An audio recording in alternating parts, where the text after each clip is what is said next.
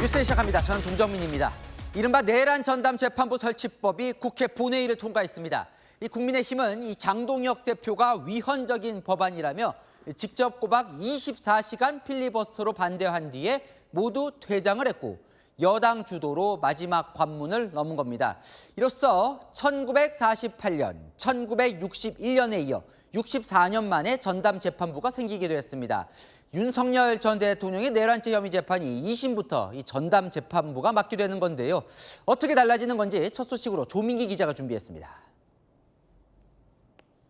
이른바 내란 전담 재판부 설치법이 민주당 주도로 국회 본회의를 통과했습니다. 재석 179인 중 찬성 175인, 반대 2인, 기권 2인으로서 국민의힘은 위헌적 법안이라며 전원 표결에 불참했고 개혁신당 천하람, 이주영 의원은 반대표를 던졌습니다. 이로써 1961년 이후 64년 만에 전담재판부가 마련됐습니다. 내란 외환죄의 경우 마련되는 전담재판부는 서울중앙지법과 서울고등법원에 각각 2개 이상 설치됩니다. 판사회의가 판사를 의결해 해당 법원장이 보임하면 그중 무작위로 하나의 재판부가 정해집니다. 윤석열 전 대통령 내란 재판은 2심부터 전담재판부가 담당하게 됩니다. 민주당은 외부 추천을 두지 않아 위헌성이 없어졌다고 강조했습니다. 사법부가 제기한 위헌 우려도 원천적으로 차단했습니다. 이제 사법부의 책임이 남았습니다. 법안이 통과되자 민주당 대변인은 헌정 파괴 세력을 단죄할 정의의 속도전이 시작됐다고 환영했습니다. 채널A 뉴스 조민기입니다. 국민의힘은 민주당이 법으로 사법부를 통제하고 있다며 강하게 반발했습니다. 대통령을 향해 거부권을 행사하라고 요구했는데요. 이 법안의 당사자 윤석열 전 대통령의 변호인단은 위헌 법률 심판 제청 신청을 예고했습니다. 재판부가 받아들여 내란 재판이 멈출지도 관심입니다. 백승현 기자입니다. 국민의힘은 내란 전담 재판부 설치법에 찬성한 의원들을 역사가 기억할 거라며 강하게 반발했습니다. 오늘 이 법에 찬성 표결한 국회의원들은 대한민국 법치를 흔든 오욕의 역사로 기록될 것입니다. 민주당이 여러 차례 법안 수정을 한 것에 대해 포장지를 겹겹이 바꾼다고 위헌의 본질이 사라지지 않는다고 지적했습니다. 이재명 대통령을 향해 거부권 행사를 요구했습니다. 이재명 대통령에게 제2요구권 행사를 즉각 요구할 것입니다. 우리는 헌법을 위반하는 이 악법을 없애기 위해 끝까지 투쟁을 전개해 나갈 것입니다. 개혁신당도 사실상 내 마음에 드는 판결을 내릴 사람만 판사석에 앉히겠다는 노골적인 사법 장악 시도라고 직격했습니다. 윤석열 전 대통령 변호인단은 입법에 의한 헌법 파괴라며 위헌 법률 심판 제청 신청을 시사했습니다. 독재 국가를 향한 나치 법안이라고 규정합니다. 위헌 법률 심판 제청 신청을 비롯해 중대 결심을 할 수 있다는 점을 말씀드립니다.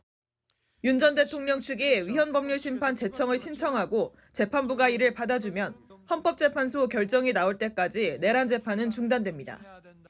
주진우 국민의힘 의원은 위헌 법률로 판정나면 어떠한 재판 결과도 무효가 될 것이라고 밝혔습니다. 채널A 뉴스 백승현입니다. 장동혁 국민의힘 대표 2가지 기록을 세웠습니다. 최초 그리고 최장 필리버스터. 이 오른쪽이 24시간 필리버스터를 한 후의 모습인데 이 시작할 때는 왼쪽과는 사뭇 달라 보이죠.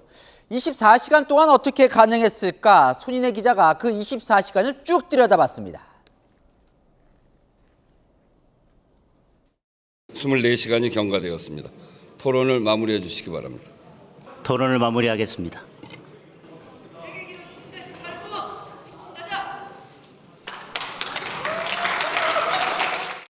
장동혁 국민의힘 대표가 24시간 역대 최장 필리버스터 기록을 세웠습니다.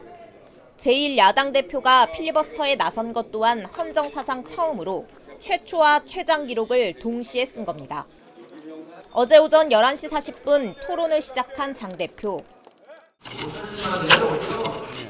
크리스마스 앞두고 계속 이렇게 방해하고 궁시렁대가지고 산타가 선물 주러 오겠습니까? 오후만 해도 농담을 건넸지만 밤이 되자 고비가 찾아옵니다. 민주당 마음에 들지 않는 판사, 검사들을 처벌할 수 있는 법도 밀어붙이고 있다. 밥을 먹지 못해 비타민을 탄 물로 버티고 종아리가 붙자 틈틈이 스트레칭을 합니다. 자정이 넘어가면서 목도 쉬고 눈도 침침해지자 구강 스프레이와 인공 눈물을 사용하며 견딥니다. 졸음을 깨기 위한 마사지볼을 곁에 둔 모습도 포착됐습니다. 날이 밝자 의원들도 속속 본회의장으로 찾아오고 국민의힘 의원들은 응원을, 민주당은 그만 내려오라 항의합니다.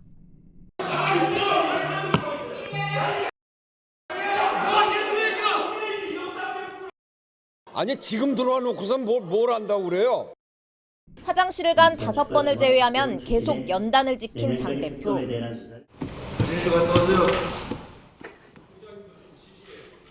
네, 다녀오세요. 아니 내가 화장실 갈 때 그렇게 난리 치더니 24시간을 채우고서야 퇴장합니다. 필리버스터를 시작할 때와 달리 수염이 자라 턱도 거뭇해졌습니다. 장동혁 지도부는 이번 필리버스터를 고리로 당내 결집을 주도하며 분위기 쇄신을 시도할 것으로 보입니다. 필리버스터 세계 기록은 1957년 미국에서 세운 24시간 18분입니다. 채널A 뉴스 손인혜입니다. 지금 국회에선 국민의힘이 또 필리버스터를 진행하고 있습니다. 야당이 이틀막법이자 권력자 보호법이라고 부르는 이른바 허위정보 근절법이 본회의에 상정됐기 때문인데요. 자, 내일 24시간 지나면 또 통과될 전망인데 전문가들 우려도 나옵니다. 최지원 기자입니다. 허위 조작 정보의 유통을 금지하고 고의적 유통 시 손해배상을 강화하며 국회가 오늘 정보통신망법 개정안, 이른바 허위 조작 정보 근절법을 본회의에 상정했습니다. 가짜 정보를 고의 유포하면 손해액의 최대 5배까지 배상액을 늘리는 게 핵심입니다. 국민의힘은 슈퍼 입틀막법이라고 반대하며 무제한 토론, 필리버스터에 들어갔습니다. 권력자에 대한 의혹 보도 하나, 비판적 기사 하나하나가 곧바로 손해배상 청구와 신고의 대상이 될 것입니다. 기사를 쓰는 과정에 자기 검열로 들어갈 수밖에 없을 것이다. 그 자체가 바로 재산적인 어떤 심각한 침해가 들어올 수 있다. 풍비박산이라는 표현을 썼던가요? 박수영 의원은 현진우나 의혹이나 대장동 일당의 재산 의혹 제기는 불가능해질 것이라고 지적했습니다. 전문가들도 권력자나 대기업 등에 대한 비판 위축을 우려했습니다. 허위 정보를 근절해서 오는 사회적 이익보다도 그 사람들의 표현할 수 있는 것을 억제함으로써 오는 그런 위축시키는 효과가 더 커질 수 있다는 거예요. 민주당은 필리버스터 24시간이 지나는 내일 예정대로 표결 처리할 방침입니다. 채널A 뉴스 최재원입니다. 네, 안 기자, 정치부 이남희 선임 기자 나왔습니다. 참 말도 많고 논란도 많았던 이 내란 전담 재판부법이 통과가 됐습니다. 이거 언제부터 시행이 되는 거예요, 그럼? 일단 이르면 다음 주 대통령이 국무회의에서 공포하면 시행됩니다. 법을 살펴보면요. 이미 진행 중인 사건에 대해서는 적용되지 않습니다. 그래서 윤석열 전 대통령의 내란 우두머리 혐의 사건의 경우 내년 초 1심 선고가 예정된 만큼 사실상 2심부터 적용이 됩니다. 2심부터 적용이 된다. 자, 그러면 지금과 비교해서 어떻게 달라지는 겁니까? 일단은 기존 방식부터 설명을 드리겠습니다. 만약 직연 판사가 윤 전 대통령에 대해서 1심 선고를 하면 2심을 진행할 서울고법에서요. 형사재판부 14개 중에서 한 곳을 무작위로 전산으로 배당을 합니다. 반면요. 이번에 전담재판부법에 따른 배당 방식 달라집니다. 최종 확정된 건 아니지만요. 유력하게 거론되는 방식 설명을 드리면요. 서울고법에 있는 형사재판부 14개에서 일단 16개로 2개 이상 늘리고요. 최소 2개를 전담재판부로 먼저 지정한다는 겁니다. 그다음 무작위 전산 추천 방식으로 한 곳에 배당할 가능성이 높은데요. 가장 먼저 적용될 재판은 다음 달 16일 서울중앙지법에서 1심 선고가 예정된 윤 전 대통령의 체포 방해 혐의 2심 재판이 될 가능성이 높습니다. 그럼 저거 일단요. 저 이제 16곳 중에 2곳을 정한다면서요, 전담재판부. 그럼 누가 정해요, 이걸? 일단 바로 판사회의입니다. 판사회의에서 내란 전담 재판부를 맡을 최종 후보 2곳을 지정할 걸로 보이는데요. 사건 배당에 판사회의가 처음으로 일부 개입하는 셈입니다. 아까 제목의 핵심은 판사회의라고 적혀 있던데 판사회의가 뭡니까? 말 그대로요. 소속 법원 판사 전체가 하는 회의입니다. 각 법원마다 한 개씩 설치되어 있는데요. 그러니까 윤 전 대통령 재판 1심 진행 중인 서울중앙지법엔 판사 380명, 그리고 2심 진행할 서울고법엔 판사가 130명 정도 있습니다. 이들이 모여서요. 법원장이 의장을 맡고 또 회의를 진행하고 참석자 과반 이상이 찬성하면 안건이 통과되는 겁니다. 핵심은 판사회의다. 그러면 판사회의가 정확히 뭘 결정하는 거예요? 일단 이번에 통과된 법이 판사회의에 꽤 재량권을 부여합니다. 아직 최종안 정해지지 않았지만요. 내란 재판을 어떤 재판부가 맡을지 2개의 재판부 정하고요. 또 이 재판부에 들어갈 판사가 누굴지 결정할 가능성이 높습니다. 판사회의가 그걸 결정한다 이거죠? 그러면 윤석열 전 대통령 변호인은 아직도 이거 위헌이다. 위헌법률심판 제청 신청을 시사를 했는데 이 위헌 논란은 어떻게 봐야 되는 거예요? 정말 딱 해소가 된 겁니까? 일단 민주당은 이번에 통과된 법에 대해서 위헌 소지가 제거됐다고 보고 있습니다. 외부 추천 배제하도록 법 수정하면서 사법부 독립성을 최대한 보장했다는 겁니다. 다만요, 법조계에서는 여전히 국회가 법을 만들어서 배당에 관여하는 것 자체가 헌법 정신에 반한다는 지적도 나오더라고요. 윤석열 전 대통령 측은 헌법상 군사법원 외에는 특별재판부 도입을 금지하고 있다는 점을 들어서요. 내란 전담 재판부는 헌법에서 금지하는 특별법원이다 이렇게 주장하고 있습니다. 결국 재판 독립과 공정을 지킬 핵심 토대는 바로 무작위 배당 원칙입니다. 재량권 주어진 판사회의에서 얼마나 이 무작위 배당 원칙을 잘 지키느냐가 위헌 논란을 가를 기준이 될 걸로 보입니다. 판사회의도 처음 이걸 해보는 거니까요. 앞으로 어떻게 될지 주목이 됩니다. 아는 기자 이남희 선임 기자였습니다. 최악의 개인정보 유출 사고가 발생한 쿠팡은 자회사가 퇴직금 규정을 불리하게 바꾼 의혹으로도 수사를 받고 있는데요. 상설특검이 오늘 쿠팡에 대한 첫 압수수색에 들어갔습니다. 서울 강남에 있는 이른바 비밀 사무실도 포함됐습니다. 송진섭 기자입니다. 상설특검 수사관이 문 앞에 붙은 봉인 스티커를 뜯고 사무실로 진입합니다. 이곳은 서울 강남역 인근 건물 9층 사무실. 쿠팡 간판 등은 보이지 않지만 쿠팡의 대관 인력 등이 사용하는 이른바 비밀 사무실로 알려진 곳인데 상설 특검팀이 압수수색에 나선 겁니다. 쿠팡에 대한 특검 압수수색은 오늘이 처음입니다. 특검 수사팀은 퇴직금 지급 규정을 직원들에게 불리하게 변경해 미지급한 혐의를 받는 쿠팡의 물류자 회사 쿠팡 풀필먼트 서비스 본사도 압수수색했습니다. 특검은 오늘 압수수색에서 쿠팡 수사 외압 의혹 관련 자료 확보를 기대하고 있습니다. 고용노동부가 퇴직금 미지급 건을 기소 의견으로 검찰에 넘겼는데 인천지검 부천지청의 불기소 처분 과정에서 윗선 외압 의혹이 제기됐습니다. 어미준 청장이 그렇게 빼라고 지시했다라는 걸 명백히 들었습니다. 상설특검팀은 압수물 분석을 마치는 대로 쿠팡 관계자 등에 대한 조사를 본격화할 계획입니다. 채널A 뉴스 송진섭입니다. 네, 어제 국세청이 진행한 쿠팡 자회사 특별 세무조사는 탈세 정황 때문인 걸로 알려졌습니다. 재계의 저승사자로 불리는 조사 4국이 투입된 것도 이 때문입니다. 경찰과 국정원, 고용부 등 관련 부처가 참여하는 범정부 TF도 출범했습니다. 쿠팡에 대한 전방위 압박이 점점 강도를 높여가고 있습니다. 안건우 기자입니다. 국세청이 쿠팡의 물류자회사인 쿠팡 풀필먼트 서비스에서 확보한 회계자료 분석에 착수했습니다. 여기에 탈세 관련자도 있습니까? 탈세 혐의점을 포착해야 움직이는 조사 4국이 투입됐다는 점이 주목됩니다. 업계 관계자는 채널A에 4국은 탈세 등 구체적 혐의가 포착되면 조사한다며 범인은 본사 법인과 법인의 주주들, 사주에 대한 의혹이라고 설명했습니다. 탈세 의혹이 개별 법인에 그쳤는지 전체 그룹이 연결됐는지 확인하기 위한 조치라는 겁니다. 특히 해외 거래를 전담하는 국제거래조사국도 가세해 김범석 의장 개인 혐의까지 들여다본다는 해석입니다. 수익이 미국 본사로 이전되는 과정에서 의도적인 축소나 탈루가 있었는지 정조준할 것으로 알려졌습니다. 국세청은 필요하다면 한미 간 공조를 통해 미국 본사 조사까지 하겠다는 입장입니다. 정부도 범부처 강력 대응에 나섰습니다. 과기부, 경찰청 등이 참여한 쿠팡 사태 범부처 TF는 오늘 첫 회의를 열었습니다. 조사 과정에서 쿠팡의 법 위반 사항이 드러날 경우 반드시 그에 상응하는 조치를 엄정하게 할 계획입니다. 2차 피해 확산 방지를 위한 제도 개선도 마련합니다.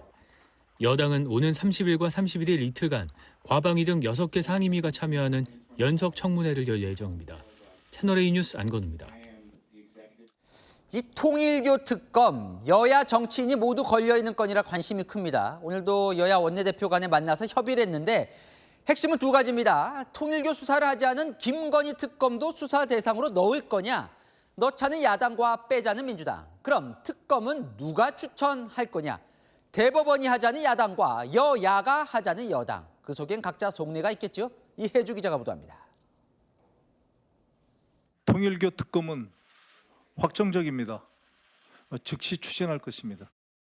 금일 중으로 개혁신당과의 공동 발의 법안을 확정하고 특검법을 발의하도록 하겠습니다.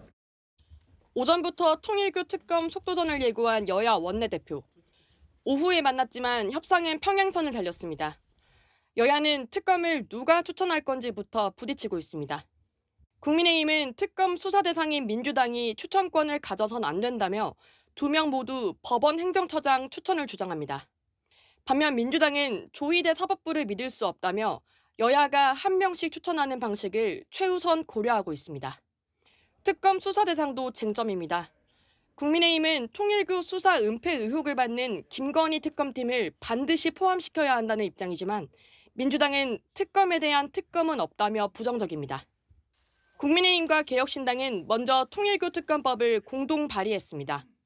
조국혁신당은 조국혁신당이 특검을 추천하는 특검법을 발의했고 민주당은 연내 발의할 계획입니다. 채널A 뉴스 이혜주입니다. 조국혁신당 대표가 이준석 개혁신당 대표에게 때 아닌 사과를 했습니다. 무슨 일일까요? 자, 이 대표는 그 사과를 받아들였을까요? 성혜란 기자가 보도합니다.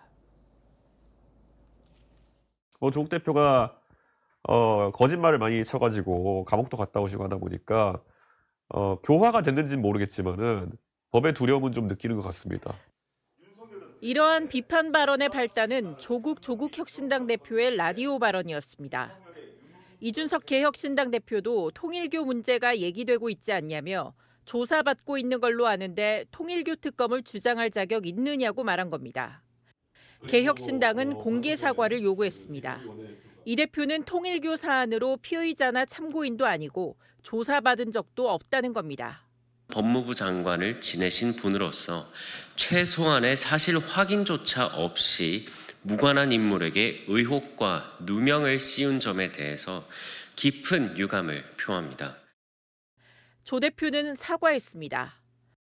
공천 개입 관련 혐의로 소환된 걸 통일교 건과 착각했다며 SNS를 통하여 정정하며 이 대표께 미안하다고 썼습니다. 하지만 개혁신당은 사과는 평가하지만 사과에 사족은 없어야 한다고 재차 비판했습니다. 사과 형식이 좀 이상하긴 하던데요. 사과를 받은 건지는 제가 의사표명은 안 하겠습니다. 조금 더 두려워하시라고. 채널A 뉴스 성혜란입니다. 전직 대통령 중에 예우를 다 받고 있는 대통령은 한 명뿐입니다. 이 보수 정당 출신 대통령은 탄핵이나 재판으로 연금, 보좌진 등 예우가 박탈돼 있죠. 국민의힘에서 사면이나 복권이 될 경우 전직 대통령 예우를 복원시켜 주자는 법안을 발의합니다. 여러분은 어떻게 생각하십니까? 남영주 기자가 들어봤습니다. 현재 생존하고 있는 전직 대통령 4명 중 문재인 전 대통령을 제외하고 나머지 대통령은 예우가 박탈됐습니다. 탄핵되거나 금고 이상의 형을 받았기 때문입니다. 경호만 제공될 뿐 연금, 사무실과 차량 제공, 국립묘지 안장 같은 지원을 받지 못하고 있습니다. 정치적인 책임을 지는 문제는 지는 문제고 우리 국민 통합을 위해서는 어떻게 이 문제를 합리적으로 조정해야 할 것인가는 탄핵 5년이 지나거나 사면 복권될 경우 예우를 복원해주자는 주장이 국민의힘 의원들 중심으로 나왔습니다. 전직 대통령에 대한 예우는 어떤 특정인에 대한 예우라기보다는 그 시대를 함께한 국민의 예우라고 저는 그렇게 생각하고 있습니다. 일부 전문가들도 힘을 실었습니다. 복권이 되었음에도 제재가 지속되는 것은 이중 처벌의 소지가 있고 전직 대통령은요 영리활동이나 경제활동을 하는 게 현실적으로 불가능합니다. 그러면 굶어 죽으라는 소리에 뭐예요? 시민들의 반응은 엇갈립니다. 하나의 상식 아닌가요? 일국의 대통령을 지냈는데 그 사람의 그 처우 개선을 당연히 해주는 것이 난 맞다고 생각해요. 추가로 더 지원한다는 거는 조금 아니지 않나요? 불명예스럽게 끝을 맞췄는데도 국민 세금으로 예우까지 부활시키려고 하니까. 절대 하면 안 된다고 생각해요. 그 사면이 됐다고 해서 그게 없어지는 건 아니잖아요. 이명박 전 대통령은 2022년, 박근혜 전 대통령은 2023년 특별 사면 복권됐습니다. 채널A 뉴스 남경주입니다. 윤석열 전 대통령은 내년 1월 구속 만료를 앞두고 있는데요. 오늘 법원에서 윤 전 대통령 구속 기간을 늘릴지를 결정하는 심사가 열렸습니다. 이 특검은 이적 혐의가 있다며 6개월 더 구속해야 한다는 추가 영장을 내달라고 했는데 이 법원 판단은 어떨까요? 이기상 기자가 보도합니다. 법원이 구속 중인 윤석열 전 대통령 구속을 연장할지를 놓고 신문을 열었습니다. 내란 혐의로 지난 1월 구속됐던 윤 전 대통령은 3월 7일 법원의 구속 취소로 한 차례 풀려났다가 내란 특검이 체포방해 혐의로 청구한 구속영장으로 지난 7월 다시 구속돼 5개월 수감 상태입니다. 내년 1월 18일이면 구속 기간이 끝나는데 최근 추가 기소된 일반 이적 혐의로 다시 구속영장이 발부되면 최대 6개월 더 구속 기간이 늘어납니다. 오늘 내란 특검은 드론을 투입해 북한에 도발을 유도한 은밀한 군사작전이란 특성상 관련자 간 입맞추기 등 증거인멸 우려가 높다고 강조했습니다. 반면 윤 전 대통령 측은 정당한 군사작전이었고 작전에 대해 따로 보고받은 바도 없다고 맞선 걸로 전해졌습니다. 윤 전 대통령도 직접 법정에서 의견을 밝혔습니다. 재판에 출석하지 않는다든지 또는 증거를 인멸한다든지 또는 공동 피고인들 또는 관련자들의 진술과 관련돼서 회유를 한다든지 그런 사정은 존재하지 않는다는 말씀을 법정에서 하셨습니다. 구속심사 결과는 윤 전 대통령 구속기한이 만료되는 내년 1월 중순쯤 나올 전망입니다. 채널A 뉴스 이기상입니다. 검찰의 대장동 항소 포기 이후 성남시가 직접 이 대장동 민간업자들 재산 묶어두기 위해 가압류 절차에 들어갔었죠. 자, 법원이 대부분 받아들였는데 이 남욱법인 소유의 500억 원대 역삼동 땅은 기각 결정이 내려졌습니다. 이유가 뭘까요? 김호영 기자입니다. 성남시가 김만배 남욱 등 대장동 민간업자를 상대로 법원에 신청한 가압류와 가처분 금액은 5,700억 원. 법원은 이 가운데 5,173억 원을 받아줬습니다. 하지만 서울 남부지법에 신청한 남욱 변호사가 대주주인 법인 소유의 역삼동 땅에 대해서는 가처분 기각 결정을 내렸습니다. 검찰이 임의 추징 보전을 해서 성남시가 중복해서 가압류할 필요가 없다는 게 이유였습니다. 검찰이 추징 보전한 다른 재산들에 대해 다른 법원들은 인용 결정을 내렸는데 남부지법만 다른 판단을 내리자 성남시는 즉시 항고의 불복 절차를 밟겠다고 했습니다. 법원이 검찰이 잡고 있으니 괜찮다며 가압류를 기각한 것은 현실을 도외시한 탁상공론이자 범죄자들에게 퇴로를 열어주는 항소 포기와 같은 행위가 아닌가. 현재 주차장으로 쓰이고 있는 역삼동 땅은 한때 500억 원대 매물로 나왔다가 이달 들어 소유주 측이 걷어들인 걸로 전해졌습니다. 하지만 가압류 부산으로 이 땅의 현금화가 본격화될 거라는 전망도 나옵니다. 채널A 뉴스 김호영입니다. 만취한 운전자가 서 있던 경찰을 들이받았습니다. 사고를 내고도 수습은커녕 서울에서 남양주까지 무려 34km를 달아났습니다. 권경문 기자가 단독 보도합니다. 새벽 시간 경차가 도로 위에서 신호를 기다립니다. 잠시 뒤에서 검은색 벤츠 승용차가 속도를 줄이지 않고 이 경차의 뒤를 그대로 들이받습니다. 운전석에서 사고 현장을 잠시 바라보던 40대 운전자. 손바닥으로 얼굴을 문대더니 그대로 차를 몰고 달아납니다. 갑자기 펑 그래요. 범벅 깨진 상태로 끌고 그냥 확 가길래. 현장에는 사고 충격으로 부서진 차량 파편이 아직 남아 있습니다. 이 사고로 경차 탑승자 3명이 부상을 당했습니다. 벤츠 운전자는 사고 이후 자신의 집 쪽으로 34km가량을 더 운전했습니다. 경찰이 자진 신고를 유도한 끝에 경기 남양주시에서 운전자를 붙잡았습니다. 교통사고 내고 도망갔냐 그런 얘기를 아예 안 하고 우선 112 신고를 한번 해라. 남성은 면허 취소 수준의 만취 상태였는데 사고 상황이 기억이 잘 안 난다고 진술한 걸로 전해집니다. 경찰은 남성을 도주치상과 음주운전 혐의로 입건해 조사할 예정입니다. 채널A 뉴스 권경문입니다. 네, 기사를 보호하려고 만든 안전문이 오히려 안전을 위협하는 비극적인 사고가 벌어졌습니다. 시내버스를 운행하던 기사가 급성 심근경색으로 쓰러졌는데요. 승객과 119가 구조에 나섰지만 안전문이 열리지 않아 골든타임을 놓치고 말았습니다. 이서영 기자입니다. 운전대를 잡고 있던 60대 시내버스 기사의 팔에서 천천히 힘이 풀립니다. 기사는 정신을 잃고 앞으로 쓰러지고 시내버스는 계속 앞으로 나아갑니다. 놀란 승객이 다가가 기사 몸을 두드려 보지만 미동도 않습니다. 승객들이 모여 기사를 운전석에서 꺼내기 위해 투명 안전문을 열어보려 하지만 문은 꿈쩍도 않습니다. 출동한 구급 대원들도 안간 힘을 써보지만 소용이 없습니다.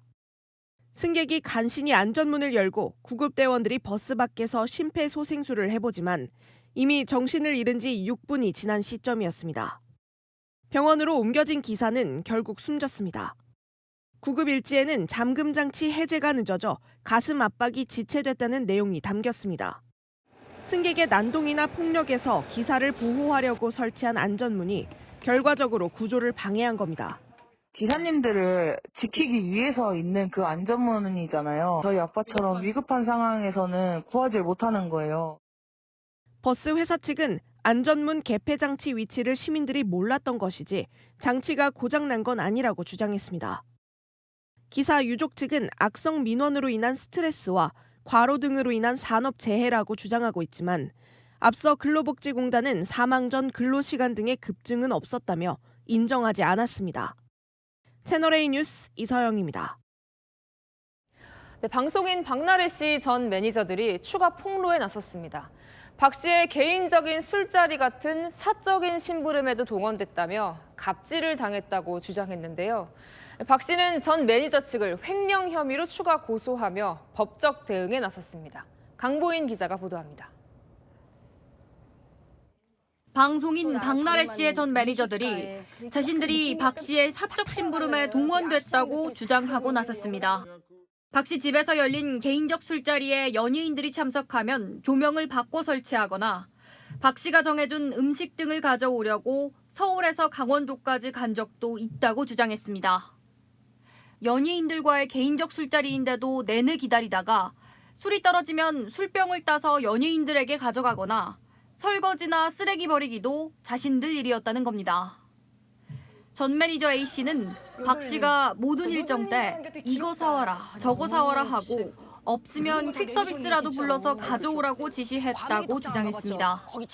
채널A는 박나래 씨 측에게 개인적인 일에 전 매니저들을 동원했는지 물으려 수차례 연락했지만 답을 받을 수 없었습니다. 한편 박 씨는 지난 19일 전 매니저들을 공갈미수 혐의로 고소한 고소인 자격으로 6시간 동안 경찰 조사를 받았습니다. 하루 뒤엔 전 매니저들이 회사 돈을 횡령했다며 추가 고소했습니다. 전 매니저 A씨는 박 씨의 횡령 주장은 허위라며 무고죄로 고소할 방침이라고 밝혔습니다. 채널A 뉴스 강보인입니다. 네, 요즘 중고 거래가 일상이 됐지만 이런 것까지 팔리고 있습니다. 아파트 주차 자리인데요. 피해는 고스란히 이웃들의 몫입니다. 현장 카메라 서창우 기자입니다. 절대 있을 수 없는 일이라고 했습니다. 아파트마다 다 주차장에 공간이 부족해서 난리잖아요. 근데 그 주차 그를 함부로 끌 수가 있나요? 전혀 없어요. 그렇게 했다가는 난리 나죠. 그런데 불과 5분 전 이런 사람을 만났습니다. 아파트 주차권 판매하시는 분 맞으시죠? 지속이 너무 늦게 나고 차량 번호만 저한테 저 비밀번호 2개를 알려드리고 이행하고 이행하고 네 저 안쪽 비밀 얼마라고 하셨죠? 11만 원. 10만 원까지는 맞춰서 내년 원래 만 원인데 2만 원. 아, 8만 원 정도 남으실 수 있는 그런 또 장사 되실 수 있겠구나. 거래가 성사되면 관리사무소에 차량 등록해주고 아파트 내부를 자유롭게 오고 갈 비밀번호도 건네줍니다. 저는 한 번도 그런 적 문제 문제가 내가 생기면 그거에 대해서 제가 책임을 지고 주차장으로 돈 버니 파는 사람도 이득. 차량 부분을 더 때려주기만 해도 그게 제 차인지 다른 사람 차인지 확인할 방법도 없으니까. 싼 값에 주차하니 사는 사람도 이득입니다. 하루에 한 2만 원 나왔던 것 같아요. 한 8만 원? 그 정도. 당연히 그렇게 할 수밖에 없죠. 하지만 공용 부분인 주차장 판매는 불법으로 처벌받을 수 있습니다. 유주자 대표의 의결이나 전체 주민의 과반수의 동의 등의 요건을 요하고 있습니다. 그래서 이 부분의 절차를 준수하지 않으면 분명히 불법이 되고 개인 판매는 허용되지 않는 부분이라고 이해하시면 되겠습니다. 이 문제는 이미 여러 곳에서 골칩니다. 이렇게 써붙여놔도 소용없습니다. 판매 금지가 올라와서 있는데도 이렇게 중고거래 사이트에 수건이 이렇게 올라와 있네요. 주민에게 제공한 무료 주차권까지 중고거래되니 중고거래 업체에 항의도 해봤습니다. 우리가 당근에 항의하니까 당근에서 내려주는 거고. 직접 단속하다 봉변도 당합니다. 니네들이 무슨 관하나 나를 막냐. 내 공간을 사용할 수 있게끔 허락하겠다는데 내가 당신의 허락을 받을 필요가 있냐. 이 일의 모든 피해는 이웃이 감수합니다. 하루하루 주차 때문에 스트레스를 받고 있는데 누군가는 그 주차장을 마치 개인 재산인 것처럼 사고 판다는 글이 말이 되는 건가요? 진짜 사기라고 생각하죠. 외부인 때문에 내가 이런 분위기를 봤다고 하면 사실 되게 솔직하게 말해서 짜증날 것 같은데. 함께 소유한 것을 내 것이냥 팔고 있는 현실. 뭐라고 표현하면 좋을까요? 그 현대판 공익 빙산달 사건이 아닌가. 그러면 안 된다는 걸 지키고 있는 사람들이 바보가 되는 거죠. 현장 카메라 서창우입니다. 네, 곧 크리스마스죠. 도심 곳곳이 반짝반짝한데요. 지금 뉴스를 전해드리는 이곳과 가까운 광화문 광장에도 크리스마스 마켓이 열리고 있습니다. 벌써 수백만 명이 다녀갔다는데요. 현장에 나가 있는 취재기자 연결해 보겠습니다. 네, 광민경 기자, 궂은 날씨인데도 사람들이 많아 보입니다. 네, 광화문 광장에는 크리스마스 마켓이 생기면서 분위기가 한껏 달아오른 모습인데요. 비가 오는 날씨에도 크리스마스를 즐기려는 시민들 발길이 이어지고 있습니다. 반짝이는 조명과 트리에 시민들은 들뜬 마음입니다. 빛으로 이렇게 조형물 만들어 놓은 것들이 굉장히 좀 아름다웠고요. 어릴 적 생각도 많이 나면서 사람 많아서 걱정되는 부분이 있긴 한데 이번에 여자친구랑 두 번째 맞는 크리스마스인데 이번에도 행복하게 잘 보내고 싶습니다. 가족과 연인들은 사진을 찍으며 연말 분위기를 느끼고 있습니다. 광화문 광장과 청계천 등 서울 도심 곳곳에 마련된 축제는 개막 10일 만에 487만 명이 찾았습니다. 크리스마스 이브인 내일과 모레까지 더 많은 인파가 몰릴 것으로 예상되는 만큼 정부와 지자체는 인파 관리에 나섰습니다. 행정안전부는 지난 19일부터 내년 1월 4일까지를 연말연시 인파관리 특별대책기간으로 지정했고 명동엔 인파 밀집도 알림 전광판을 설치했습니다. 군중이 많이 모이는 장소에 있을 땐 오른쪽으로 통행해야 합니다. 이 방향만 잘 지켜도 혼잡을 줄일 수 있습니다. 어두운 야외에 있다면 바닥에 발을 짧게 디디며 걷는 것이 좋습니다. 지금까지 광화문 광장에서 전해드렸습니다. 네, 청와대 주변을 도는 달리기 코스, 강아지 모양을 닮았대서 댕댕런으로 불리는데요. 대통령실이 청와대로 이사 가면 이제 이 코스 더는 뛸 수 없는 거 아니냐, 아쉽다는 반응 많았습니다. 과연 어떻게 될까요? 김동아 기자가 현장에 나가 확인해봤습니다. 청와대 주변을 도는 코스 모양이 강아지와 닮아 유명해진 댕댕런 코스. 도심 속 주요 명소를 볼 수 있어 인기가 많습니다. 대통령실의 청와대 복귀로 코스가 사라질 수 있다는 우려가 나오자 대통령실 경호처는 통행을 보장하겠다고 밝혔습니다. 지금 상황은 어떤지 제가 직접 코스를 뛰어봤습니다. 경복궁을 둘러싼 북촌과 서촌 일대는 큰 변화가 없었습니다.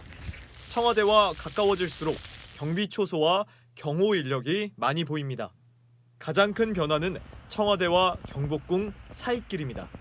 기존에는 차도를 사이에 두고 양쪽 인도 모두 통행이 가능했지만 이제는 청와대 쪽 인도로는 다닐 수 없습니다. 거리는 대략 500m 정도입니다. 그럼 여기는 다 막힌 거예요? 네, 저쪽으로 쭉 해가지고 백 쪽으로는. 이 청와대 주변으로 쭉 둘러봤는데 통행을 막는 곳은 없었습니다. 다만 일부 구간은 인도 한쪽만 이용이 가능합니다. 청와대 완적 그쪽도 상가는 통행하는데 지장은 없었고요. 경찰분들이랑 경호원분들은 계셨는데 별도로 제지하거나 그런 행위는 일체 없었습니다. 경호처 설명대로 댕댕런 코스에는 큰 지장이 없는 겁니다. 청와대 뒤편 북악산 등산로도 통제 최소화를 기조로 하겠다는 게 대통령실 입장입니다. 개방이 어느 정도 수준으로 유지될지는 관저 이전까지 모두 마무리돼야 결정될 것으로 보입니다. 채널A 뉴스 김동아입니다. 네, 인천공항이 내년 1월부터 시행하기로 했던 주차 대행 서비스 발렛 파킹 개편에 제동이 걸렸습니다. 프리미엄 서비스란 명목으로 요금을 2만 원에서 4만 원으로 올린다는 내용이었는데요. 대통령실에서 문제가 없는지 점검하란 지시가 나온 지 몇 시간 만에 전격 보류됐습니다. 시민들 생각은 어떤지 조현진 기자가 들어봤습니다. 인천공항 주차 대행 서비스를 받기 위해 이용객 차량들이 줄지어 서 있습니다. 출발할 때 접수와 도착 뒤 차량 인도가 모두 이곳에서 이뤄집니다. 단기 주차장 4,700면 가운데 40%가 대행 서비스를 받는 차량들이 이용 중입니다.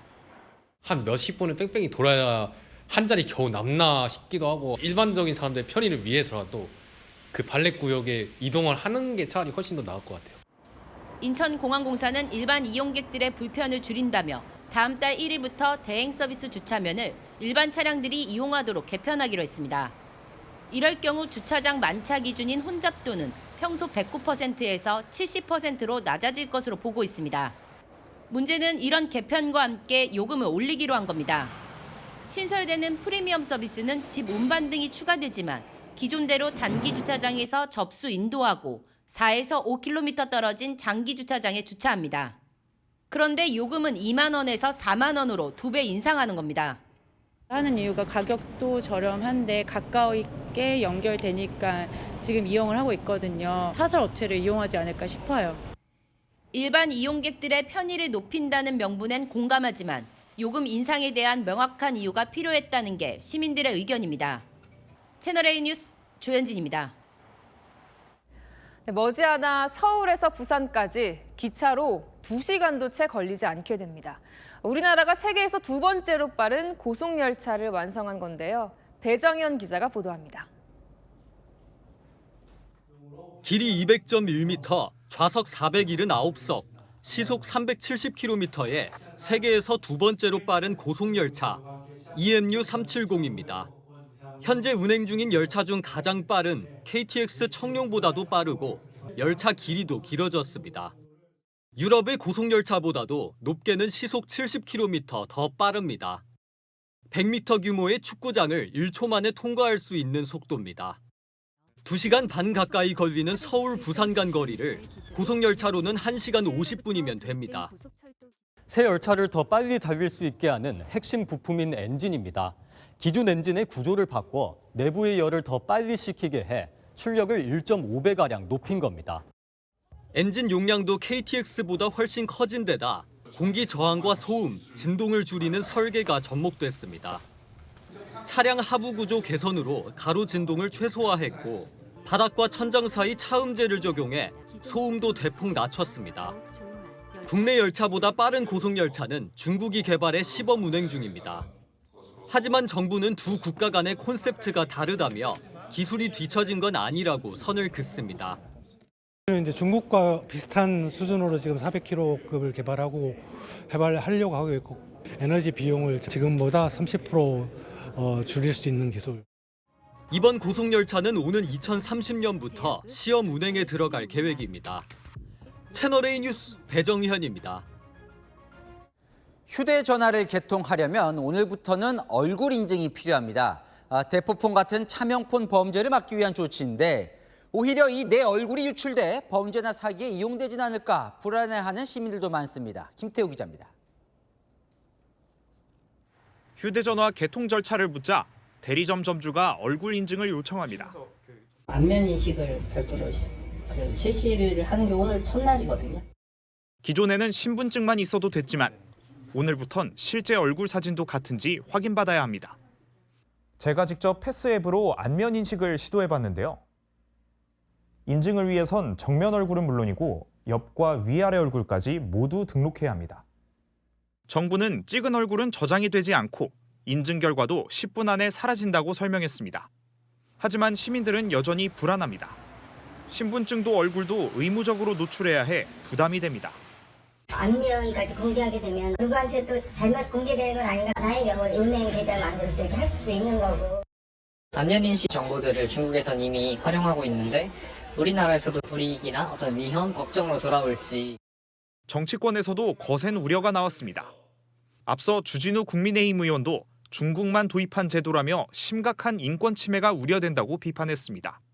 안면인식 의무화 반대 청원글까지 올라왔는데 현재까지 4만 명 가까이 동의했습니다. 정부는 3개월간 시범 시행 뒤 내년 3월 23일부터는 안면인증 제도를 정식 도입할 예정입니다. 채널A 뉴스 김태우입니다. 이번엔 국내 카드업계 선두 신한카드가 털렸습니다. 자영업자 개인정보 19만 건이 유출이 됐는데 이번에도 쿠팡 사태처럼 내부 직원이 문제였습니다. 심지어 제보가 들어올 때까지 회사 측은 3년 넘게 까맣게 모르고 있었습니다. 여인성 기자입니다. 오늘 일부 자영업자들이 신한카드로부터 받은 공지 문자입니다. 휴대전화 번호 등 가맹점주의 개인정보가 유출됐다는 내용입니다. 문자 받는 순간 굉장히 불안했고요. 자영업자라서 계속 힘든데 정보까지 유출되니까 더 마음이 힘들었던 것 같아요. 신한카드에 따르면 유출된 가맹점주 개인정보는 모두 19만 건, 가입한 자영업자 수 전체 10%에 해당합니다. 유출된 정보는 휴대전화 번호가 대부분이고 일부 이름과 생년월일, 성별이 포함된 것으로 파악됐습니다. 유출은 내부 직원의 일탈 행위로 드러났습니다. 한 영업점 직원이 신규 가맹점주 정보가 들어오면 휴대전화 번호 등을 카드 설계사에게 넘겨 영업에 활용하도록 한 겁니다. 신한카드 측은 내부 직원이 영업 실적을 위해 규정을 어긴 것이라며 추가 유출 가능성은 낮다고 설명했습니다. 하지만 유출 행위가 2022년부터 3년 넘게 이어졌는데도 제보 전까지는 전혀 인지하지 못해 비판이 나오고 있습니다. 신한카드는 오늘 사과문을 올리고 보상을 약속했지만 온라인 커뮤니티에는 더 털릴 게 있냐, 믿을 곳이 없다는 등의 비판 발언이 쏟아졌습니다. 금감원은 신한카드의 자체 조사 결과 후 내부 통제 시스템 등을 검토할 예정입니다. 채널A 뉴스 여인선입니다. 많이 줄었다지만 그래도 연말이라 회식 술자리 많으시죠. 과음하면 다음날 따라오는 이 숙취가 골칫거리인데요. 숙취 해소에 달걀이 좋다는 거 알고 계셨습니까? 보다 간편한 숙취 해소법을 김승희 기자가 알려드립니다. 잦은 술자리에 과음하기 쉬운 요즘, 시민들은 어떻게 숙취를 해소하고 있을까요? 순대국밥을 먹습니다. 체력이 많이 보강이 되는 것 같더라고요. 기름진 음식으로 해장을 하는 것 같아요. 뭐 햄버거나 피자나 그런 걸 먹으면서 이제 뭐 콜라도 같이 먹고. 숙취를 없애는 핵심은 체내에서 분해된 알코올인 아세트알데하이드를 배출하는 겁니다. 영국 영양학 박사 엠마 더비셔는 위에 부담을 주지 않으면서 에너지를 공급하는 음식을 먹어야 한다고 조언했습니다. 간편하게 숙취를 없애는 데는 이 달걀이 효과적입니다. 아미노산의 일종인 달걀 속 시스테인, 메티오닌 등의 성분이 아세트알데하이드의 분해를 돕습니다. 아보카도의 글루타치온도 알코올 대사 과정을 돕고 아연이 풍부한 굴은 이뇨작용에 도움이 됩니다. 해장국 한 그릇도 과학적으로 숙취 해소 효과가 있습니다. 수분을 섭취해야 되고 그다음에 약간의 당분이 들어가 있으면은 숙취에 좀 빨리 깨는 경향이 있다. 밥이라든지 그런 데 들어가 있는 거 있잖아요. 콩나물 뿌리의 아스파라긴산도 숙취 해소 성분 분비를 촉진하기 때문에 콩나물국 역시 해장에 좋은 음식입니다. 채널A 뉴스 김승희입니다. 한국을 방문하는 외국인 관광객이 쑥쑥 늘고 있습니다. 올해만 1,850만 명. 그런데 이게 무슨 일일까요? 정작 관광 수입, 그러니까 외국인 관광객이 우리나라에서 쓰는 돈, 그 총액은 줄었습니다. 그 이유를 이현용 기자가 들여다봤습니다. 한복 목도리와 꽃다발 받은 여성. 올해 우리나라를 찾은 1,850만 번째 외국인 입국자입니다. 한국에 10번 이상 왔다는 싱가포르 사람으로 크리스마스를 앞두고 추운 겨울을 즐기기 위해 온 겁니다. 제 최애 음식은 한식입니다. 정말 한국 올 때마다 첫 끼 꼭 감자탕 먹어요. 너무 맛있어요. My favorite actor An Hyo-seok acted as Jinwoo in K-pop Demon Hunters. 세계적인 K-컬처와 원화 약세로 외국인 관광객은 역대 최다, 코로나19 이전 최고였던 2019년을 넘어섰습니다. 문제는 한국에서 쓰고 가는 돈, 관광 수입입니다. 2019년과 비교하면 사람은 100만 명 더 늘었지만 수입은 오히려 8% 줄었습니다. 소비 패턴이 바뀐 겁니다. 진열장에서 화장품을 고르고 귀여운 문구류나 자석 기념품을 살펴보는 곳은 다름 아닌 천원샵입니다.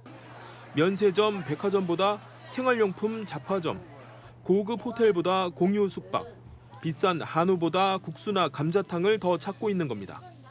가성비와 환율을 따져 철저히 실속 소비를 합니다. I was buying used stuff so I could bring back. It's very cheap here in America. It's very unreasonably priced. Airbnb. The products that are available here are difficult to find where I'm from. That are more expensive is even more expensive from where I'm from. So I get the cheaper things because that's what I'm able to buy. 정부는 내년엔 2천만 명 외국인 관광객을 목표로 하고 있습니다. 양적 성장에 더해 질적인 체질 개선도 함께 요구되고 있습니다. 채널A 뉴스 이현용입니다. 네, 트럼프 미국 대통령이 100배 강한 이른바 황금 함대를 짓겠다고 선언했습니다. 자신의 이름을 딴 트럼프급 전함을 최대 25척까지 만들겠다는 초대형 프로젝트인데요. 이 구상을 밝히면서 우리 기업을 유일하게 콕 집어 언급했습니다. 이솔 기자가 보도합니다. 트럼프 미국 대통령이 마러라고 별장에서 기자회견을 열고 일명 황금함대라 불리는 대규모 해군력 증강 계획을 공개했습니다. 미 해군 전함은 1990년대 모두 퇴역해 현재 한 척도 없는 상태인데 30년 만에 전함을 부활시켜 2척을 시작으로 향후 25척까지 확대하겠다는 계획입니다. 자신의 이름을 딴 트럼프급 전함의 1번함은 USS 디파이언트로 명명됐습니다.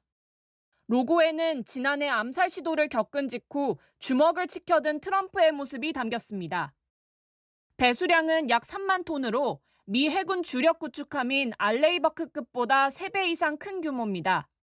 미래 무기체계 탑재가 가능하고 극초음속 미사일과 핵탄두 탑재 순항 미사일도 장착할 계획입니다. These are the best in the world. They'll be the fastest, the biggest, and by far 100 times more powerful than any battleship ever built. 또 황금함대 구상의 또 다른 축인 차세대 호위함 건조 계획도 발표했는데 해외 국가 중 유일하게 한국을 언급했습니다. And they're going to be working with the South Korean company. Hanwha, a good company, recently agreed to invest $5 billion in Philadelphia Naval Shipyard World. 이 호위함은 하나가 인수한 필라델피아 해군조선소에서 건조될 가능성이 거론됩니다. 황금함대 구상 아래 약 300척의 유무인 함정 건조가 추진될 것으로 알려진 가운데 중국 견제와 경기 부양, 일자리 창출 등을 동시에 노렸다는 분석이 나옵니다. 채널A 뉴스 이솔입니다. 네, 취임하자마자 아들까지 보내 그린란드에 눈독을 들여온 트럼프 대통령. 이번엔 특사까지 임명했습니다. 이 특사, 자신의 임무는 그린란드를 미국의 일부로 만드는 거다. 노골적으로 밝혔는데요. 덴마크는 선을 넘었다며 반발했습니다. 김용성 기자입니다. 트럼프 미국 대통령이 현지 시각 어제 마러라고 별장에서 제프 랜드리 루이지애나 주지사를 덴마크령 그린란드 특사로 임명하며 미국 편입을 향한 본격적인 행보에 나섰습니다. Proactive. He's a great guy. He's a deal guy. He's a deal maker type guy. 랜드리 주지사는 발표 직후 SNS를 통해 그린란드를 미국의 일부로 만들기 위해 봉사할 수 있어 영광이라며 그린란드 편입 추진을 공개적으로 언급했습니다. 미국이 그린란드 특사를 임명한 것은 이번이 처음으로 랜드리 주지사는 보수를 받지 않고 주지사 업무와 병행할 예정입니다. 그린란드는 천연 자원이 풍부한 것은 물론 중국과 러시아 주도로 개척 중인 북극 항로의 요충지로 꼽히는 등 전략적 가치가 높은 지역입니다. 트럼프 대통령도 국가 안보를 강조했습니다. We need Greenland for national protection. They have a very small population, but Denmark has spent no money. They have no military protection. 덴마크는 미국이 선을 넘었다며 즉각 반발했습니다. Jeg er stærkt oprørt over den her udpegning af en speciel envoy, og jeg er specielt jo oprørt over den her særlige envoys udtalelse, som vi finder totalt uacceptabel. 유럽연합도 성명을 내고 영토 보존과 주권은 국제법의 근본 원칙이라며 덴마크를 지지했습니다. 채널A 뉴스 김용성입니다. 네, 중국의 한 공항인데요. 다른 나라로 가는 수속 창구에 비해 일본행만 여유롭습니다. 중일 갈등이 깊어지면서 민간 교류마저 얼어붙는 모습인데요. 다음 달 일본행 항공편이 이미 2,000여 건이나 취소됐습니다. 베이징에서 이윤상 특파원이 취재했습니다. 오늘날 중국 베이징 서우두 국제공항, 일본 도쿄행 비행기 수속 창구에 여행객들이 모여 있습니다. 얼마 전까지 수속에만 몇 시간이 걸렸지만 지금은 여유롭습니다. 일본행 항공편 발권 수속이 시작된 지 1시간이 지났지만 예전처럼 긴 대기줄은 찾아보기 어렵습니다. 반면 러시아나 동남아행 항공 창구는 여행객들로 북적입니다. 현재 다음 달 취소된 일본행 항공편만 2,195편, 취소율은 40%가 넘습니다. 베이징, 나고야, 청두, 오사카 등 46개 중일 노선은 오늘부터 2주 동안 전부 취소됐습니다. 다카이치 일본 총리의 대만 유사시 발언으로 중일 갈등이 본격화되면서 일본 여행 자제 분위기가 확산되고 있는 겁니다.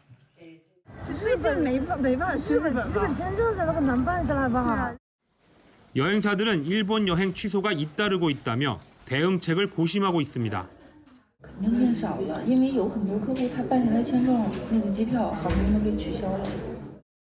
중국 SNS에서도 일본 여행을 자제하자는 게시물이 이어지고 있습니다.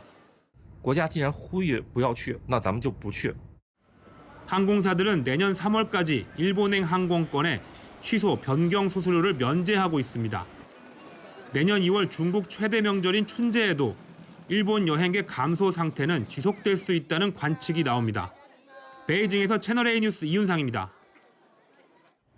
네, 북한 김정은 위원장이 둘러보는 곳, 북한이 백두산 인근에 새로 지은 호텔입니다. 스키장과 수영장, 야외 온천까지 갖춘 대규모 호텔 5곳을 새로 개장했는데요. 외화벌이 수단으로 삼을 걸로 보입니다. 김정근 기자입니다. 김정은 북한 국무위원장이 전용 리무진 아우르스에서 내려 딸 주애와 함께 환호를 받습니다. 눈길을 헤쳐 도착한 곳은 북한 삼지연시의 이깔 호텔입니다. 호텔 안으로 들어간 김 위원장은 침대 매트리스를 눌러보며 객실 구석구석을 점검합니다. 새로 개장한 미령 호텔에서는 야외 온천을 찾아 물 온도도 확인합니다. 지난 20일과 그제 백두산 동남부에 자리한 북한 삼지연시 호텔 5곳이 개장해 현장 시찰을 한 겁니다. 객실뿐 아니라 고급 호텔에 있을 법한 수영장은 물론 야외 온천과 스키장 등 대규모 편의시설이 눈에 띕니다. 대북 소식통에 따르면 이번에 공개된 본나무 호텔과 이깔 호텔은 과거 여관이었던 곳을 호텔로 재개장한 것이고 소백수 호텔과 청봉 호텔은 올해 5월 이미 건설을 마친 상태에서 최근 준공식을 진행한 걸로 전해집니다. 전문가들은 북한이 외화벌이 목적으로 관광산업 활성화에 적극 나서고 있다고 말합니다. 삼지연시의 경우 백두산 근처에 자리한 만큼 중국인 관광객 유치에 주력할 걸로 보입니다. 관광지를 찾는 국내외의 내빈들에게 다양한 휴식 공간을 보장할 수 있는 모든 조건이 완벽하게 구비된 이번 시찰엔 딸 주애도 함께했는데 김 위원장의 손을 잡거나 팔짱을 끼는 등 부녀간 다정한 모습을 연출하기도 했습니다. 주애의 현장 시찰 동행은 이달에만 3번으로 예비 후계자로서의 존재감을 드러냈다는 평가를 받습니다. 채널A 뉴스 김정근입니다. 중국에서 승용차가 앞서가던 오토바이 여러 대를 잇따라 들이받았습니다. 운전자는 운전석에서 의식을 잃은 채 발견됐는데요. 장하얀 기자입니다. 도로 위 차들과 오토바이가 다닙니다. 그런데 갑자기 왼쪽 차선 뒤에서 검은색 승용차가 빠른 속도로 달려와 앞서가던 오토바이를 연달아 들이받습니다. 현지 시각 어제 오전 10시 22분쯤 중국 남부 푸젠성 푸저우시에서 승용차가 오토바이 여러 대와 충돌하는 사고가 발생했습니다. 파편이 널린 사고 현장에 쓰러진 사람들이 응급조치를 받습니다. 현재까지 5명이 다쳤고 차량 운전자는 운전석에서 정신을 잃은 채 발견됐는데 현지 경찰은 음주나 약물 연관성은 없다고 밝혔습니다. 빨간색 패러글라이더가 큰 소리를 내며 날아와 전깃줄에 걸리더니 논두렁에 떨어집니다. 추락한 조종사가 빠져나오지 못하자 시민들이 하나둘 구조에 나섭니다. 현지 시각 그제 말레이시아 말라카 지역에서 패러글라이더가 전깃줄에 걸려 30m 아래 논으로 추락하는 사고가 발생했습니다. 조종사는 당시 공중 비행 묘기를 보이던 중이었는데 기술적 결함이 발생해 추락한 것으로 전해졌습니다. 록밴드 보컬이 무대에 등장해 마이크를 잡습니다. 그 순간 큰 비명을 지르며 뒤로 쓰러집니다. 현지 시각 14일 페루 리마의 한 공연장에서 감전 사고가 발생했습니다. Procedo a tocar el micrófono y al tocar el micrófono yo sufro una descarga eléctrica que me mantuvo paralizado alrededor de unos 7 segundos. 동료들이 재빨리 전선을 분리하는 등 조치를 취해 추가 피해를 막은 것으로 알려졌습니다. 현지 경찰은 누전 원인 등을 조사 중입니다.